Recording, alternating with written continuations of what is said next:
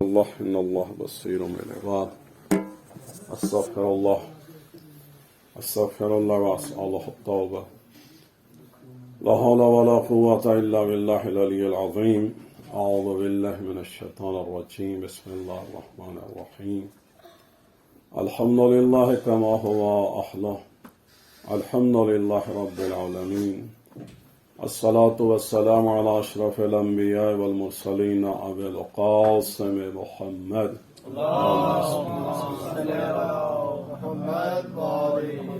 وعلى آله الطيبين الطاهرين المعصومين لا سيما بقية الله في الأراضين ولعنة الله على أعدائهم أجمعين من الآن إلى قيام يوم الدين قال الحكيم في كتاب المجيد وفرقان الحميد بسم الله الرحمن الرحيم إذا جاء نصر الله والفتح ورأيت الناس يدخلون في دين الله أفواجا فسبح بحمد ربك واستغفر إنه كان توابا صلوات اللهم صل على محمد یہ مہینہ شعبان کا مہینہ ہے اور بہت جلد نیمہ شعبان یا 15 شعبان مڈ آف شعبان اس کمنگ اور 15 شعبان ہمارے آقا مولا امام مہدی علیہ السلام کا برتھ ڈے ہے تو انشاءاللہ 7 مارچ کو نیمہ شعبان کے حوالے سے اعمال بھی ہوں گے اور بہرحال مولا کے حوالے سے کچھ گفتگو بھی ہوگی. آج یہ سورہ نصر آپ کی خدمت میں تلاوت کی ہے. تو سورہ نصر چیپٹر نمبر 110 رسول اکرم صلی اللہ علیہ وآلہ وسلم کی زندگی میں بھی جب بھی جہاں بھی جس جنگ میں بھی فتح و نصرت کے علم گاڑے جھنڈے گاڑے تو وہ بھی مولا علی علیہ السلام نے, اور ان کے نام کا ڈیجیٹل ویلیو جو ہے وہ بھی کیا ہے 110 ہے. اور اللہ نے قرآن میں, کیونکہ قرآن اور علی ساتھ ساتھ ہیں, علی قرآن کے ساتھ ہے اور قرآن علی کے ساتھ ہے, تو قرآن میں بھی اللہ سبحانہ و تعالی نے گواہی دی ہے کہ نصرت جو ہے وہ 110 میں ہے. تو سورہ نصر کا جو نمبر ہے وہ 110 ہے, یعنی 110 ہو تو اسی میں آپ کے لیے وکٹری ہے, وننگ ہے, سکسیس ہے, کامیابی ہے. لیکن یہ سورہ نصر کب نازل ہوئی, یہ خوشخبری کب دی گئی؟ فتح مکہ کے موقع پر 8 ہجری میں.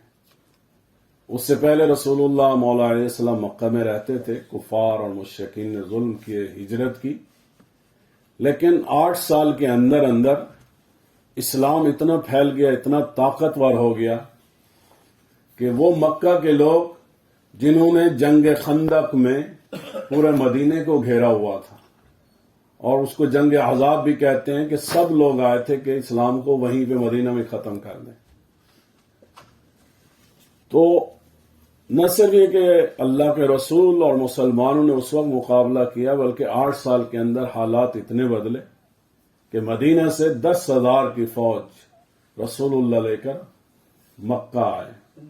اور وجہ کیا تھی؟ صلح حدیبیہ 1 سال پہلے معاہدہ ہوا تھا, تو مشرکین نے وہ معاہدہ تو کیا لیکن اس کی شرائط پر عمل نہیں کیا, کیونکہ انہوں نے پھر اس کو ڈس اون کر دیا. تو اس لیے رسول پاک صلی اللہ علیہ وآلہ وسلم اگلے سال جو ہے وہ 10,000 کی آرمی لے کر یا اصحاب لے کر جو ہے وہ مکہ آئے, اور بغیر جنگ کے جو ہے وہ فتح ہوئی. تو اس موقع پر اللہ نے یہ سورہ نازل کی, اذا جاء نصر اللہ والفتح, کہ جب فتح, وکٹری اور اللہ کی سپورٹ اور ہیلپ آ جائے تو پھر کیا ہوتا ہے؟ وَرَأَيْتَ النَّاسَ يَدْخُلُونَ فِي دِينِ اللَّهِ أَفْوَاجًا. O Prophet, you will see the people in huge groups, big groups, large groups, they are coming and entering into Islam. یعنی جب اللہ کی نصرت اور فتح آتی ہے، جنگ خندق میں بھی اللہ کی نصرت اور فتح آئی تھی. وہاں کیا تھی کہ ایک مولا علی علیہ السلام نے سب کو بھگا دیا، اور اس دن رسول اللہ نے فرمایا کہ علی کی ایک ضربت ثقلین کی عبادت سے افضل ہے. نعرہ حیدری یا علی. اور اسی دن اللہ کی نصرت، اللہ کا ایک اور لشکر آندھی کی صورت میں، طوفان کی صورت میں آیا تھا. تو اللہ کی نصرت کبھی اللہ مومنوں کو طاقتور اور قوی بنا دیتا ہے، اور کبھی اللہ سبحانہ و تعالی اسلام کے اور اپنے اللہ کے دشمنوں کے دلوں کو جو ہے وہ بزدل بنا دیتا ہے. ان کے دلوں میں اتنا خوف آ جاتا ہے کہ وہ لڑ نہیں سکتے.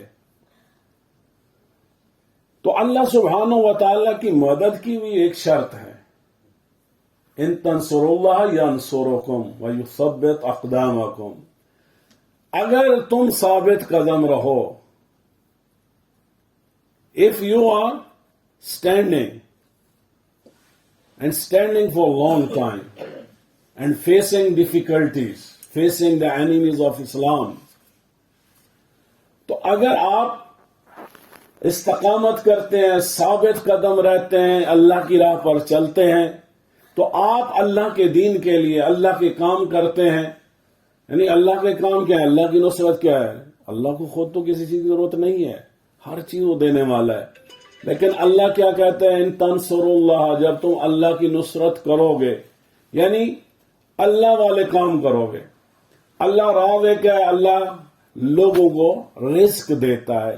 تو اللہ کہتے ہیں میرے بندے بھی کیا بنے؟ ایک دوسرے کو ہیلپ کریں، رزق دینے میں، رزق بانٹنے میں ایک دوسرے کو ہیلپ کریں.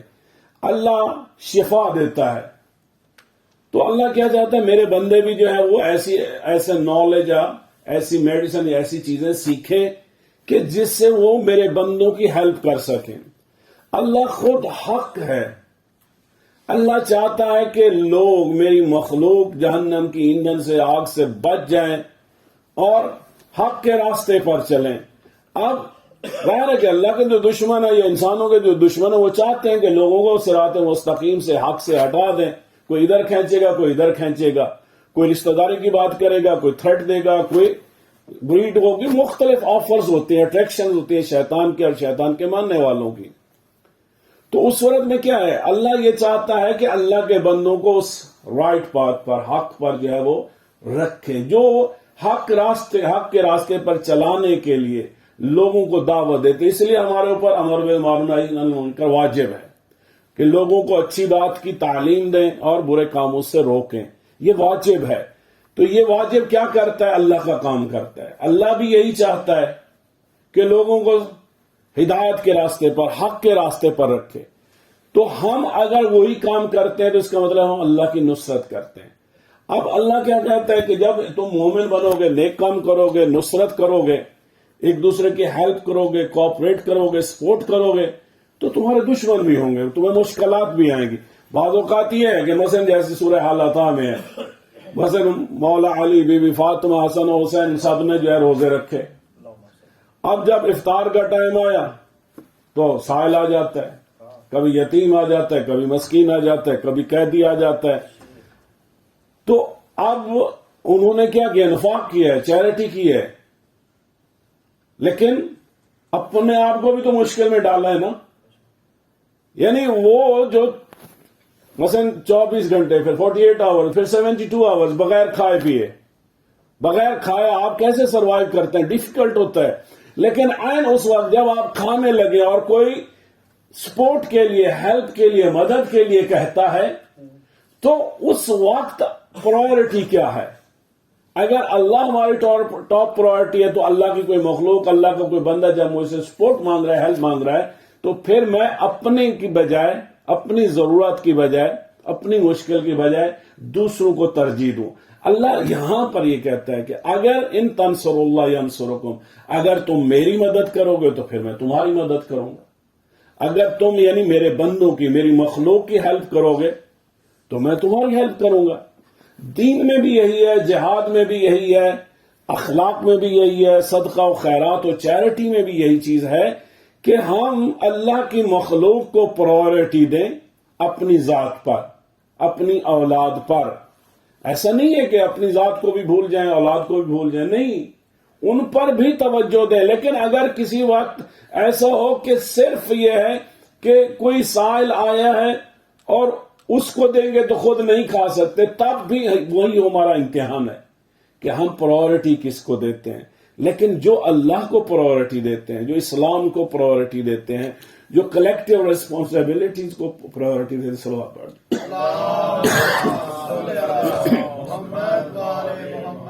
نعرہ تکبیر، نعرہ تکبیر، نعرہ رسالت، نعرہ حیدری، بآواز بلند نعرہ صلوات۔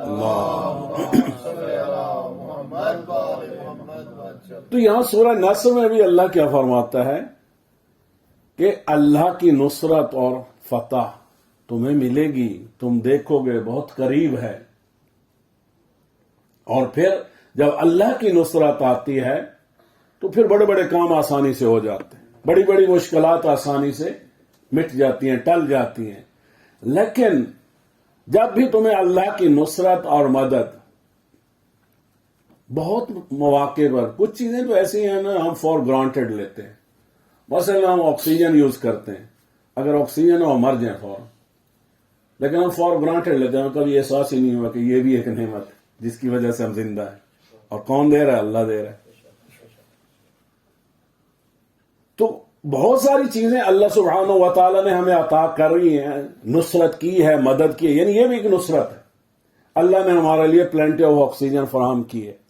اسی طرح پانی نہ ملے تب بھی مر جائیں، رزق روزی نہ ملے، اسی طرح بہت ساری چیزیں ہماری زندگی میں، کبھی مثلا ایک چیز ہوتی ہے دوسری نہیں ہوتی ہے، ہم ڈپرائیو محسوس کرتے ہیں، کاش میرے پاس یہ ہوتی، یا کبھی اللہ دیتا ہے پھر لے لیتا ہے تو ہمیں اور زیادہ احساس ہوتا ہے کہ کاش یہ نعمت مجھ سے نہ چھنتی۔ تو ہر صورت میں ہم گھرے ہوئے ہیں اللہ کی نعمتوں کے، اللہ کی نصرت اور ہیلپ اور سپورٹ کے، تو ہمیں کرنا کیا چاہیے؟ اللہ بتا رہا ہے یہاں پہ کہ جب اللہ کی نصرت تمہیں پہنچے، اللہ کی مدد پہنچے، اللہ کی سپورٹ تمہیں پہنچے تو کیا کرو؟ فَسَبِّحْ بِحَمْدِ رَبِّكَ وَاسْتَغْفِرْ۔ دنیا میں کیا ہے؟ کسی کو فتح ملتی ہے، وکٹری ملتی ہے، کوئی ڈگری ملتی ہے تو لوگ سیلیبریٹ کرتے ہیں، ایون شادیاں بھی ہوتی ہیں سیلیبریٹ کرتے ہیں۔ ہماری شادیوں میں بھی کیا ہوتا ہے؟ زیادہ تر گناہ کی چیزیں ہوتی ہیں۔ اسی طرح جو ہے سیلیبریشن میں بھی زیادہ تر گناہ کی چیزیں ہوتی ہیں۔ اسی طرح بڑے پیمانے پر جب کنٹریز کو وکٹریز ہوتی ہے وہ بھی اسی طرح جو ہے وہ سیلیبریشن میں، یعنی کوئی فتح ملے، نصرت ملے تو لوگ سیلیبریٹ کر کے اللہ سے دور ہو جاتے ہیں، یا فتح کے بعد انسان ایروگینٹ ہو جاتا ہے، تکبر ہو جاتا ہے، اب مجھ جیسا کوئی نہیں ہے، بس میں ہی میں ہوں، پوری دنیا میری حکومت چلے گی۔ جیسے مشرف کو فون کر کے کہا تھا کہ ہم جو ہے وہ تمہیں پرانے زمانے میں لے جائیں گے، تباہ برباد کر دیں گے، راکس ایج یا سٹون ایج میں، اس میں لے جائیں گے۔ کیوں؟ ایروگنس کی وجہ سے، طاقت جب آ جاتی ہے۔ اب یہاں پہ رسول پاک صلی اللہ علیہ وسلم ایک وقت میں یہ ہے کہ مکہ سے ہجرت کر گئے ہیں، اب مکہ میں فاتح ہیں، تو بجائے اس کے کہ وہ خون کی ندیاں بہا دیتے، بجائے اس کے کہ لوگوں کو جو ہے وہ انسلٹ کرتے یا لوگوں کا مال چھین لیتے، وہی مکہ کے لوگ ہیں جنہوں نے مسلمانوں کے بھی لگا گھروں میں بھی قبضہ کیا، کاروبار میں بھی، ہر چیز میں قبضہ کر کے بیٹھے تھے۔ لیکن اتنی بڑی فتح کے بعد، اسے فتح مبین کہا گیا، رسول اللہ جب مکہ میں داخل ہوئے سورہ فتح کی تلاوت کر رہے تھے، اس فتح مبین کے موقع پر بھی اللہ ہمیں ایجوکیٹ کیا کر رہا ہے کہ جتنی بڑی تمہیں نصرت اور فتح اور وکٹری ملے تو تم کیا کرو؟ متکبر نہیں بنو، don't be arrogant, rather you have to do فَسَبِّحْ بِحَمْدِ رَبِّكَ وَاسْتَغْفِرْ۔ جب تمہیں جتنی بڑی اللہ کی طرف سے مدد اور نصرت ملے اتنا ہی زیادہ تم اللہ کی تسبیح کرو، اتنا ہی زیادہ اللہ کی حمد کرو، اتنا ہی زیادہ استغفار کرو۔ یعنی خوشیوں کو اس طرح سیلیبریٹ کرو، شادی ہو تو زیادہ عبادت کرو، جو دلہا دلہن ہیں ان کو عبادت سے، اللہ کی عبادت، یہ نہ ہو کہ جو ہے وہ میک اپ میں جو ہے نا انسان نہ وضو کرے نہ نماز پڑھے. اب کیونکہ میک اپ ہو گیا تو نماز نہ وضو ہو سکتا نہ نماز ہو سکتی ہے. مولا علی علیہ السلام حضرت فاطمہ کی شادی ہوئی تو رسول اللہ اگلے دن پوچھے یا علی فاطمہ کو کیسا پایا؟ تو آپ نے فرمایا یا رسول اللہ، اللہ کی عبادت میں بہترین ساتھی پایا. تو جب جتنی بڑی اللہ کی سپورٹ اور مدد اور نصرت ملے اتنا ہی ہم کیا کریں؟ اللہ سے قریب ہوں، اللہ کو راضی کریں. اور اللہ خود بتا رہا ہے. اور کسے بتا رہا ہے؟ حضرت محمد مصطفیٰ کو. اے مصطفیٰ، ہم نے آپ کو بہت بڑی فتح دی ہے، بہت بڑی سلطنت دی ہے. اب آپ کیا کریں یا مسلمان کیا کریں؟ فسبح بحمد ربک واستغفر، اپنے رب کی تسبیح پڑھو اور حمد بجا لاؤ اور استغفار کرو. قرآن میں بار بار جو ہے یہ چیزیں ہیں. تکبیر یعنی اللہ اکبر کہنا، حمد یعنی الحمدللہ کہنا، تسبیح سبحان اللہ کہنا، یا تسبیح جو نماز کے بعد ہم پڑھتے ہیں. سب سے زیادہ تسبیح کا ذکر آیا ہے قرآن کے اندر. اور یہاں پر بھی ابتدا میں اللہ نے وہی تسبیح کی بات کی ہے. تسبیح، پھر حمد، پھر استغفار. استغفار توبہ کے معنوں میں بھی، اور استغفار ایک جنرلی ایک یونیک عبادت ہے، ایک سیپریٹ عبادت ہے. جو بندہ جتنی زیادہ استغفار پڑھتا ہے اس کو نہ صرف یہ کہ اس کی توبہ قبول ہوتی ہے، گناہ معاف ہوتے ہیں، بلکہ اس کے رزق و روزی میں اضافہ ہوتا ہے، اس کی ایج میں اضافہ ہو جاتا ہے. اس کے لیے اللہ کی رحمتیں اور برکتیں اور بارش وغیرہ، یہ اولاد، یہ سب نعمتیں جو ہے وہ یعنی ایک پیکج ملتا ہے استغفار کی صورت میں. تو اللہ سبحانہ و تعالیٰ ایک تو یہ کہہ رہے ہیں کہ بہت بڑی فتح ہے لیکن اس پہ تکبر نہیں کرنا. بہت بڑی فتح ہے لیکن یہیں رک نہیں جاؤ، سفر جاری رکھو. تم استغفار کرو گے، تسبیح پڑھو گے تو میں اور زیادہ نصرتیں اور فتح تمہیں عطا کرتا رہوں گا. انہ کان توابا. اور ظاہر ہے کہ اگر کسی کی لفظیاں کوتاہیاں یا ہیں، یا کوئی پیچھے رہ گیا، یا خلوص نہیں تھا، یا دل میں کچھ اور تھا، ظاہر میں کچھ اور تھا، تو اللہ کہتا ہے بہرحال جو توبہ کرے گا میں اس کو قبول کروں گا. اللہ نے قرآن میں جو ہے وہ اپنے آپ کو تواب 11 مرتبہ استعمال کیا، لفظ تواب. اور ان 11 میں سے 9 مرتبہ جو ہے وہ تواب الرحیمہ، یعنی توبہ بھی قبول کرتا ہے اور رحیم بھی ہے. اللہ کہتا ہے کہ میں جب بھی تم میرے پاس آؤ گے پچھتاؤ گے نہیں، میں تمہیں ویلکم کروں گا، میں تمہیں ترقی دوں گا، میں تمہیں قبول کروں گا. اللہ قرآن میں فرماتا ہے ان اللہ یحب التوابین، اللہ loves them who are doing repentance، جو توبہ کرتے ہیں. اللہ ان سے محبت کرتا ہے. اور پھر اللہ فرماتا ہے میں نہ صرف یہ کہ تواب ہوں بلکہ رحیم بھی ہوں. تو یہ سورہ نصر ظاہر ہے کہ ایک تو ابتدا اسلام سے مربوط ہے، رسول اللہ سے مربوط ہے، حضرت علی علیہ السلام سے مربوط ہے. لیکن جس طرح یہاں سورہ نصر کے اندر کہا گیا ہے کہ بڑے بڑے گروپوں کی صورت میں، یعنی فتح مکہ کے بعد پھر ایک ایک لوگ چھپ چھپ کر مسلمان نہیں ہوتے تھے، پھر پورے پورے گاؤں، پورے پورے قبیلے، پورے پورے شہر جو ہے وہ بڑے تیزی کے ساتھ جو اس کے بعد اسلام پھیلا ہے.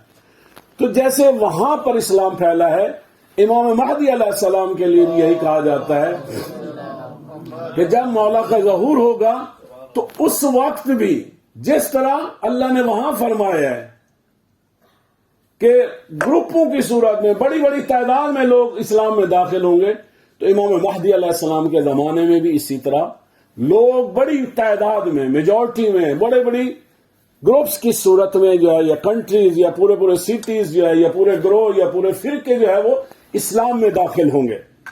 تو یہ کامن پوائنٹ ہے رسول اللہ اور امام مہدی علیہ السلام میں. ادھر وہ سورہ نصر جو رسول اللہ کے لیے فتح مکہ پر ہے، وہ امام مہدی علیہ السلام کے لیے بھی اس کا شان نزول ہے کہ مہدی کے زمانے میں لوگ بڑی تیزی کے ساتھ اسلام میں داخل ہوں گے. تو امام مہدی علیہ السلام ظاہر ہے کہ 255 ہجرہ 15 شعبان اور 255 ہجرہ میں آپ کی ولادت سامرہ میں ہوئی.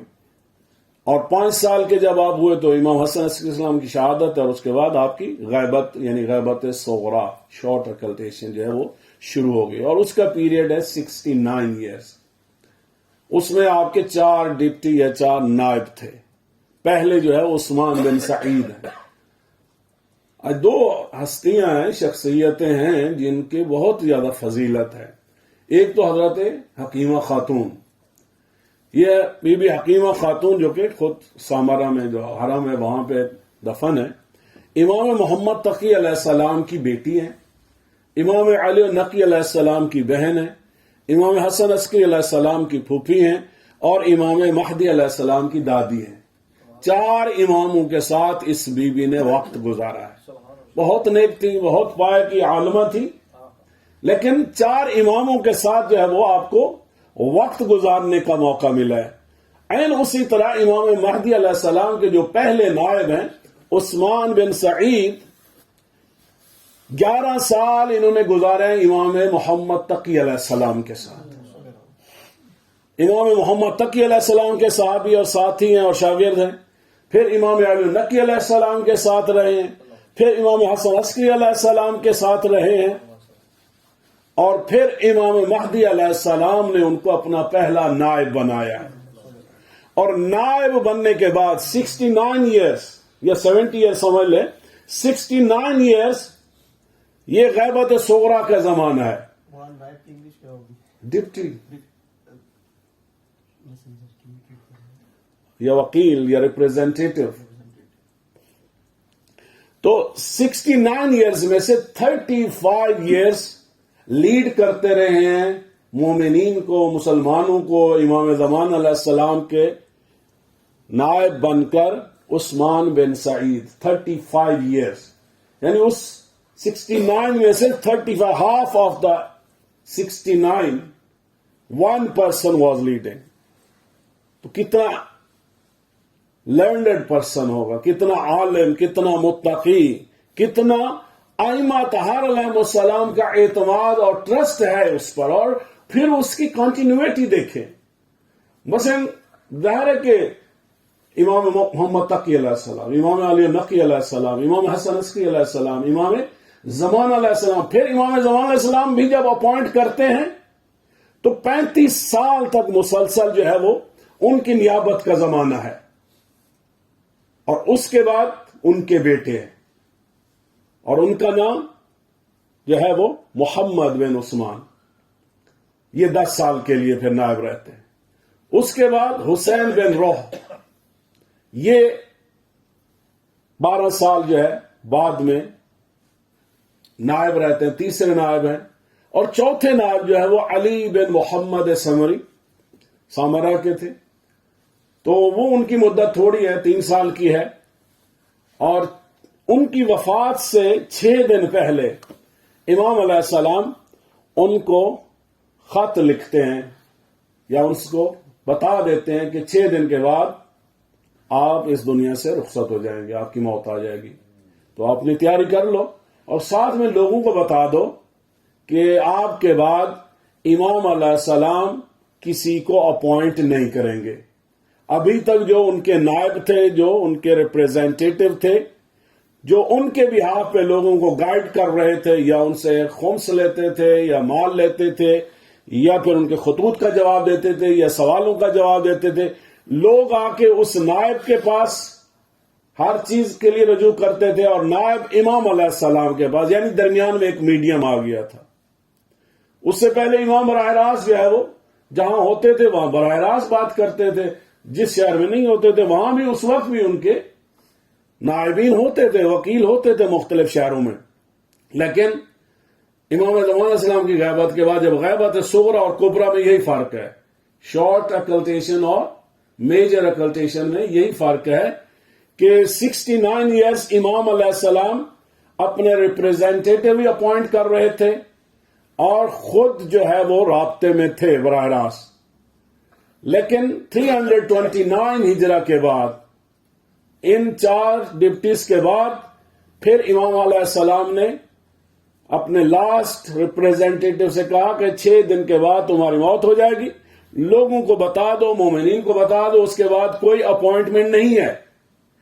پھر اس کے بعد کیا ہے؟ حدیث ہے ائمہ علیہ السلام کی کہ جو راویان حدیث ہیں یا فقہا ہیں یا مجتہدین ہیں، پھر آپ ان سے رجوع کرو۔ تو اس کے بعد 329 سے لے کر آج تک امام علیہ السلام کی جو غیبت ہے یا ڈس اپیئرنس ہے، اس کو کیا کہتے ہیں؟ لانگ اکلٹیشن یا میجر اکلٹیشن یا غیبت کبریٰ۔ صلوات پڑھیں۔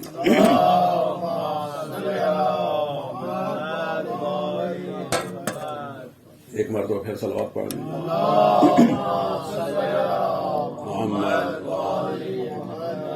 بہرحال خوش قسمت تھے وہ لوگ جن پر اللہ اور معصوم کو اعتماد تھا، ٹرسٹ تھا، انہوں نے ان کو اپوائنٹ کیا اور انہوں نے اپنی ذمہ داریاں نبھائیں۔ اس کے بعد سے غیبت صغریٰ کے بعد کا جو زمانہ ہے وہ غیبت کبریٰ کا زمانہ ہے۔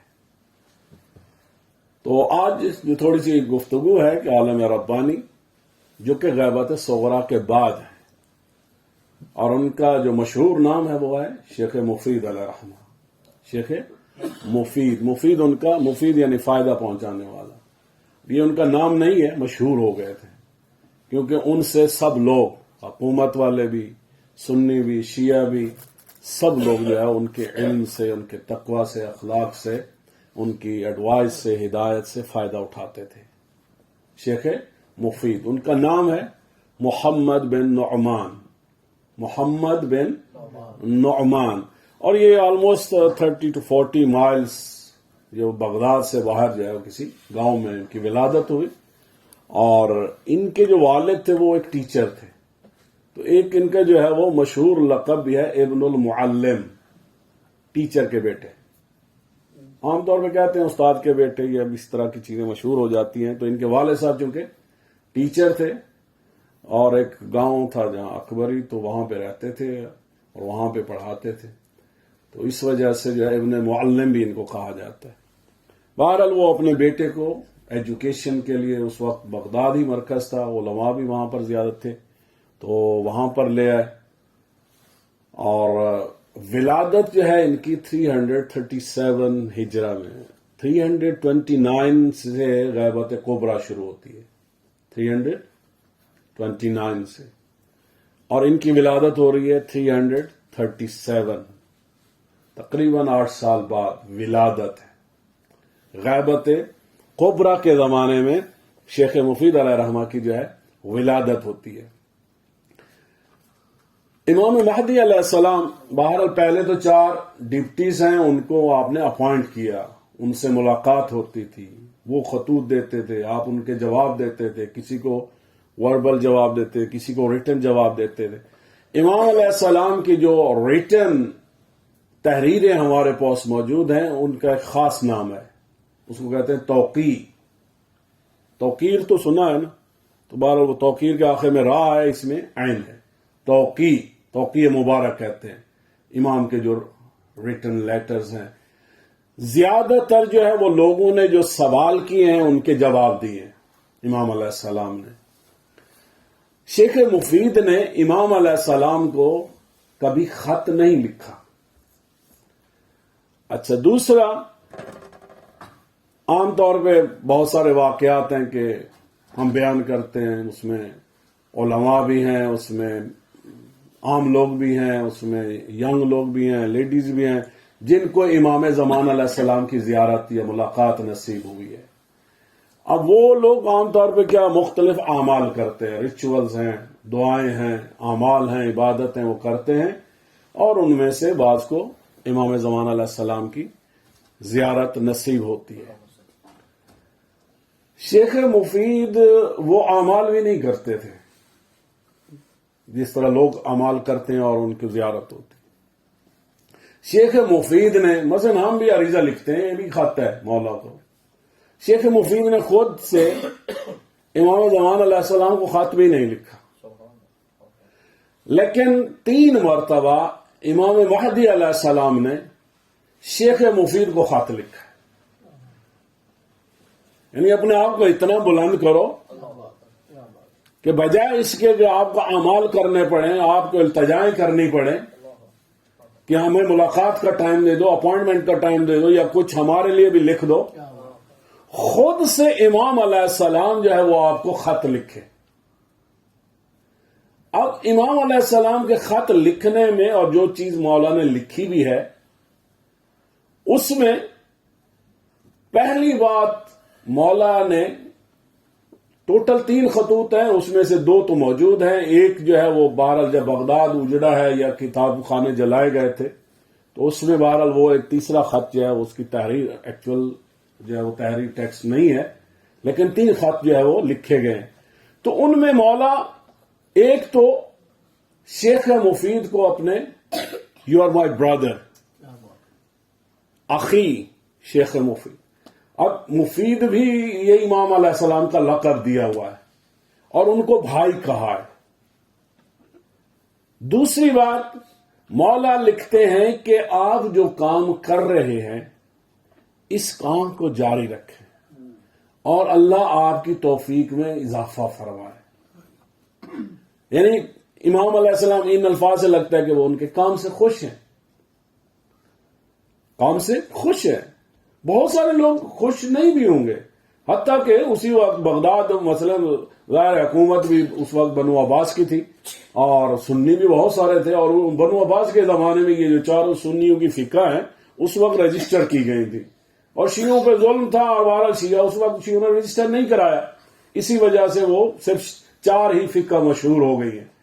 ایکچولی یہ جنہوں نے رجسٹر کرایا تھا اچھا خاصا پیسہ دے کے، تو ان کی فقہ کو لیگلائز کیا گیا تھا اس وقت، کیونکہ بہت سارے فرقے بنتے جا رہے تھے، تو ان کو کنٹرول کرنے کے لیے اس وقت ایک سالوشن سوچا گیا۔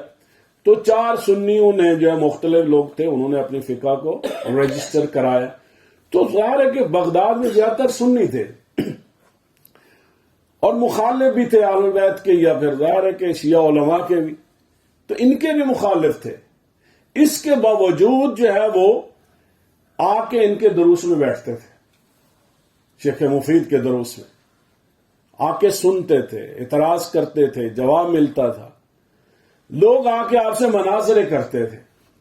ایک دو بصرہ کے لوگ آئے اور انہوں نے کہا کہ ہم اتنی دور سے ہیں، ہمارے ساتھ مناظرہ کرو، ہمارے سوالوں کا جواب دو۔ تو شیخ مفید نے کہا میرے پاس ٹائم نہیں ہے۔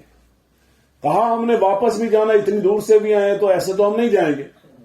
تو شیخ مفید نے کہا کہ پھر ایسے کرو کہ صبح کی جو اذان ہے نا اس سے 2 گھنٹے پہلے میرے پاس 2 گھنٹے ہیں، تو اس ٹائم آ جاؤ۔ انہوں نے کہا ٹھیک ہے، ہم دن کو سو جاتے ہیں اور اس وقت آ جائیں گے۔ لیکن خود شیخ مفید کو اس زمانے میں 4 صدی ہجری میں دیکھیں اس زمانے میں کتنا ٹائٹ شیڈول تھا کہ اتنی دور سے لوگ آئے ہیں اور کہہ رہے ہیں کہ میرے پاس ٹائم نہیں ہے، اور ظاہر ہے وہ جو 2 گھنٹے بھی دے رہے ہیں تو ظاہر ہے کہ اس کے وہ بیچ میں وہ سو نہیں رہے، اور خود مناظرہ بھی جو ہے اس کے لیے آپ کو فریش مائنڈ چاہیے، ایکٹیو ہونا چاہیے۔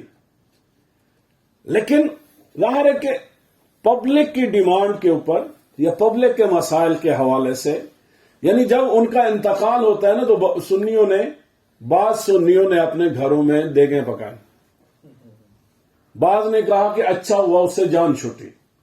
کیوں؟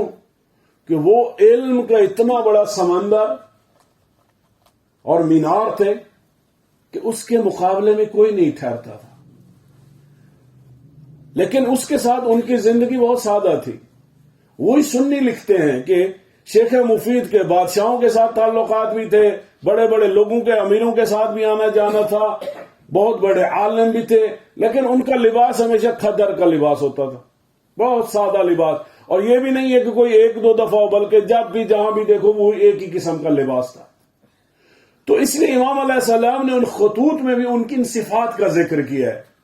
پہلی صفت جو ہے وہ ذکر کیا امام علیہ السلام نے شیخ مفید کے لیے کہ آپ جو کام کر رہے ہیں اس کو جاری رکھیں، ہم آپ کے کام کو سپورٹ بھی کرتے ہیں، اپروو بھی کرتے ہیں، اور آپ اس کو جاری رکھیں اور اللہ آپ کی توفیقات میں اضافہ فرمائے۔ دوسری بات جو امام علیہ السلام لکھتے ہیں، فرماتے ہیں کہ آپ سچے ہیں، آپ سچے ہیں،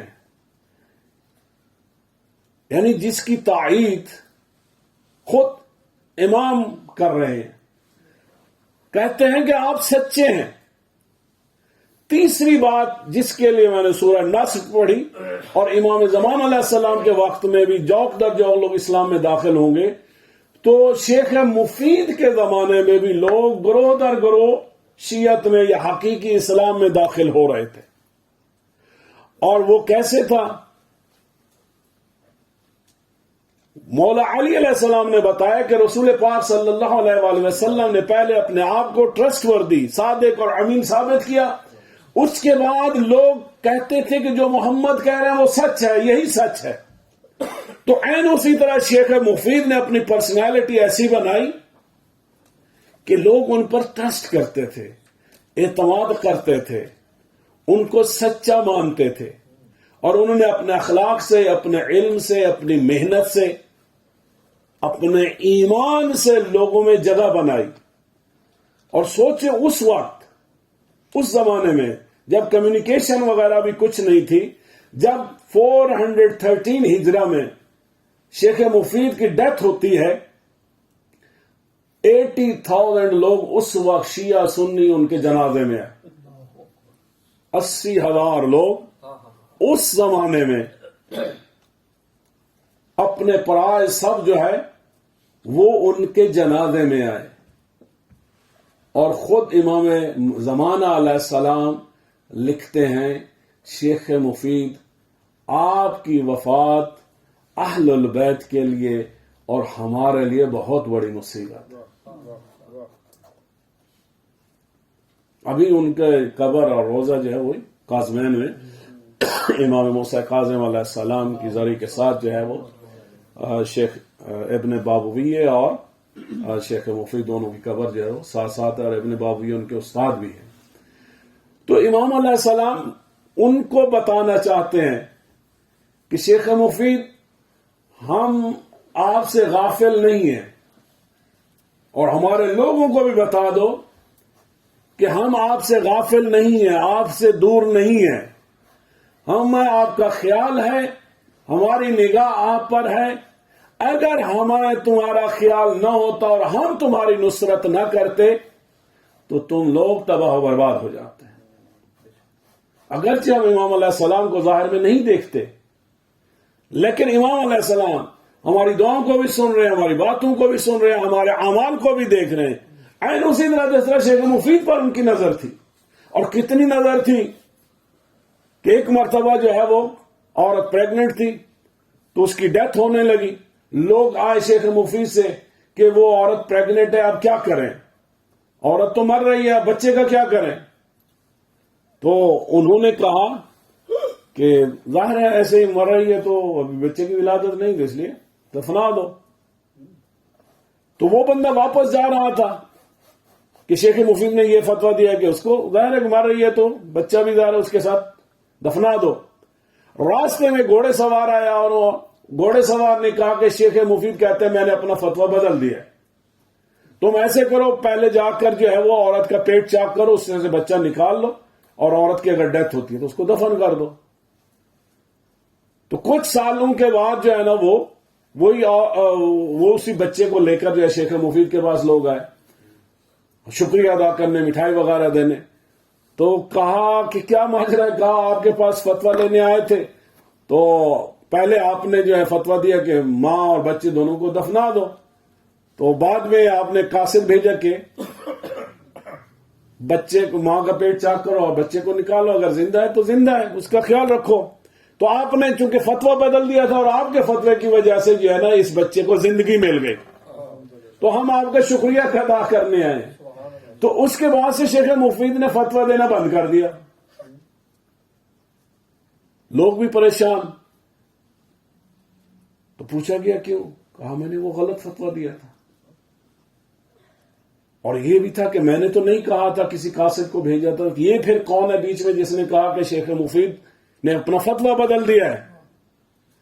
تو پھر امام علیہ السلام نے ان کو خط لکھا کہ شیخ مفید جو تم کام کر رہے ہو وہ اچھا ہے، تم اپنا کام جاری رکھو اپنے علم کے مطابق، جہاں کہیں اگر غلطی کرو گے تو ہم تمہارے اوپر ناظر ہیں، ہم ٹھیک کر دیں گے.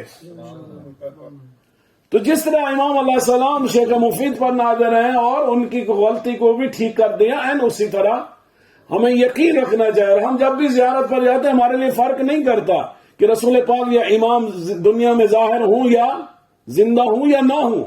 اس لیے کہ ہم مزار پر بھی جاتے ہیں تو کہتے ہیں کہ ہمارا سلام ہو آپ پر، اور ہم یقین رکھتے ہیں کہ آپ ہمیں دیکھ بھی رہے ہیں، ہمارے سلام کو سن بھی رہے ہیں اور ہمیں جواب بھی دے رہے ہیں. اور ویسے بھی تمام مسلمان نماز میں پڑھتے ہیں السلام علیکم ایھا النبی. سلام کرنا مستحب ہے، جواب دینا واجب ہے، اور واجب کا طارئ گنہگار ہوتا ہے. ہم جب سلام کرتے ہیں نبی پر تو اس کا مطلب ہے سلام ان تک پہنچ رہا ہے، اور اگر وہ جواب نہ دے تو وہ گنہگار ہے نعوذ باللہ. تو مطلب ہے وہ سن بھی رہے ہیں ہمارے سلام کو جہاں بھی ہم ہیں، اور وہ جواب بھی دے رہے ہیں. ہمارے اندر صلاحیت نہیں ہوتی کہ ان کے جواب کو سمجھ سکیں. تو امام علیہ السلام کی بھی وہی ولایت ہے، امام زمان علیہ السلام کی. تو ہمیں ہر وقت اللہ اور اہل البیت اور خصوصاً امام زمان علیہ السلام کے حضور میں رہتے ہوئے اپنے علم کو، اپنے کردار کو، اپنے خیرات کو، اپنے صدقات کو، اپنے اخلاق کو جو ہے بہتر سے بہتر بنانا چاہیے تاکہ مولا راضی ہو جائیں. جس طرح انہوں نے شیخ صدوق کے لیے کچھ لکھا، اسی طرح ہمارے لیے بھی کبھی دعا کر دیا کریں کہ تم نے آج اچھا کام کیا، آج کسی مومن کی مدد کر دی، کسی غریب کی مدد کر دی، کسی کو علم دے دیا، کسی کو نیک بنا دیا، کسی کو قرآن سکھا دیا، کسی بیمار کی تیمارداری کر دی، کبھی کسی مومن مرحوم کی قبر پر جا کر فاتحہ پڑھ دی. جب بھی ہم نیک کام کرتے ہیں امام کا دل خوش ہوتا ہے. اور ایسے کام ہمیں نہیں کرنے چاہیے کہ جس سے ہمارے ظاہر کو دیکھ رہے ہیں اور ہمارے سارے اعمال ان کے پاس جاتے ہیں، وہاں سے وہ دعا کرتے ہیں تو اللہ کے پاس جاتے ہیں، اور اللہ کی ساری نعمتیں ان کے پاس آتی ہیں، وہاں سے وہ پھر بانٹتے ہیں. تو وجود امام، برکت امام، نور امام، رزق امام، ہدایت امام بہت ضروری ہے ہمارے لیے. پروردگار ہم سب کو توفیق دے کہ ہمارے واقع امام ہم سے راضی ہوں، ہمارے لیے ہمیشہ دعا خیر کریں. ہم بھی اپنے مولا کو راضی اور خوش کرنے کی پروردگار توفیق عطا فرما، اور ان کا جل ظہور فرما، ان کے زیارت سے مشرف فرما، ان کے یاران و انصار میں شامل فرما. اللہم صلی علی محمد وآل محمد. اللہم صلی ولیک الحجۃ ابن الحسن صلوات